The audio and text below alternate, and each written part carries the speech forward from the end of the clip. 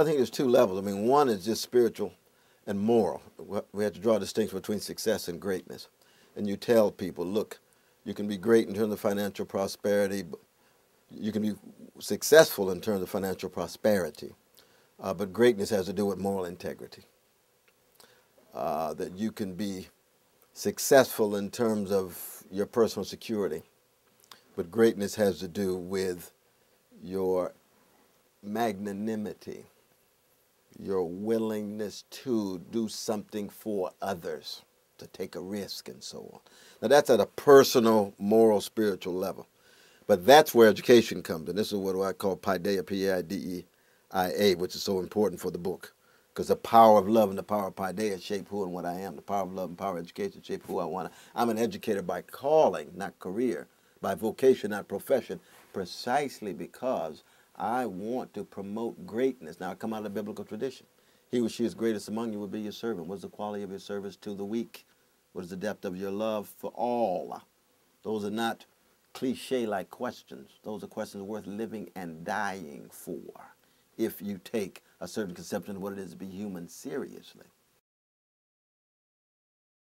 Well, again, from my story with that power of love and power of Paideia, power of love and power of education, I say to young people, always aspire to greatness. Have a habitual vision of greatness. That greatness has to do with a love for all translated into a justice for all, and to have a tremendous discipline in not just being educated, but in trying to critically discern some of the crucial forces at work in our society that contribute to social misery, social suffering, and so on. And then to have a vocation, to find joy in your vocation, find joy in the passion that you have. It could be being an artist, a painter, a musician, a lawyer, a pharmacist, whatever it is. Find joy that will sustain you so that you will be a long-distance runner, a marathoner, rather than a sprinter. And don't allow the market forces to so thoroughly seduce you that your aspiration for greatness becomes locked into just success, what we talked about before. And there's a hunger and a thirst for it right now. So many, folk are dealing with spiritual malnutrition, brother.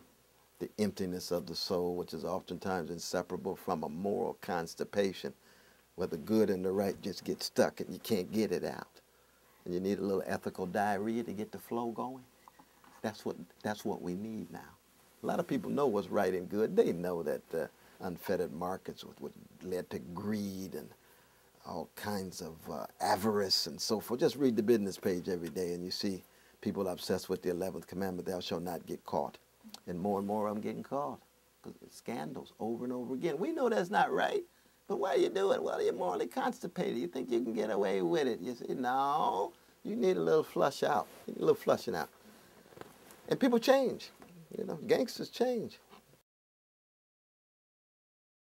Well, I mean, they can go back to John Ruskin in the 19th century, who talks about wealth and life and makes fundamental distinctions between success and greatness.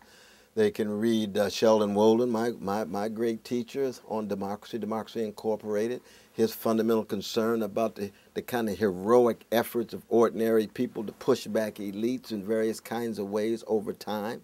They could read Jeff Stout, they could read Judith Butler, they could read Roman Coles, they can read David Kim on melancholic freedom, what it means to wrestle with darkness but still have a sense of agency at a time in which it seemed as if social movements are bygone realities, and yet we still want to live a life with some integrity and be organized. There are a number of people who are thinking about these issues. Farrah Griffin, Manny Marable, there's a number of, one of the wonderful things about the American empire is we got a lot of brilliant people in here and a lot of courageous people still here. The problem is they just don't have the impact that they should, you see. And that's important. And I would tell them, too, just at the point of being self-serving for you, brother, look at Big Think. You've got some folk coming through, wrestling with these issues. No one of us have a monopoly on truth. And we certainly don't have a monopoly on beauty. All you do is look at me. No, I'm just kidding. But no one of us have a monopoly on truth, goodness, or beauty. We're all making stabs in the dark, you know. And as a Christian, I'm just trying to love my crooked neighbor with my crooked heart anyway, as W.H. Auden put it.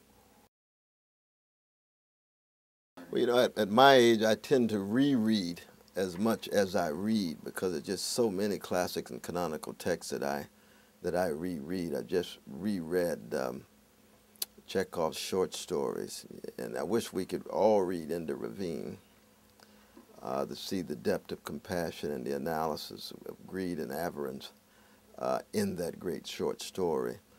Dostoevsky's The House of the Dead would be another important point of departure in terms of what the world looks like from the vantage point of a marginalized people whose humanity has been overlooked, and yet the kind of resistances and responses they make, not in any way romantic or sentimental, but the level of engagement, the quality of mind that goes into writing The House of the Dead or in the Ravine by Chekhov. Let me think. I love William Greider, of course. I love Barbara Ehrenreich. What's the most recent? You know who I actually appreciate is Kevin Phillips.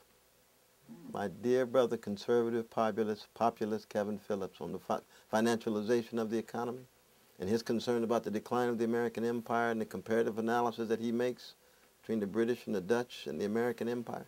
He tends to be a little bit more Gibbon-like than I am in terms of believing that the decline might be just irreversible. I'm not sure. He might have a strong point, it's plausible. I'm not thoroughly I'm persuaded by it at the moment. But those are some recent texts that I have read that are noteworthy, I think.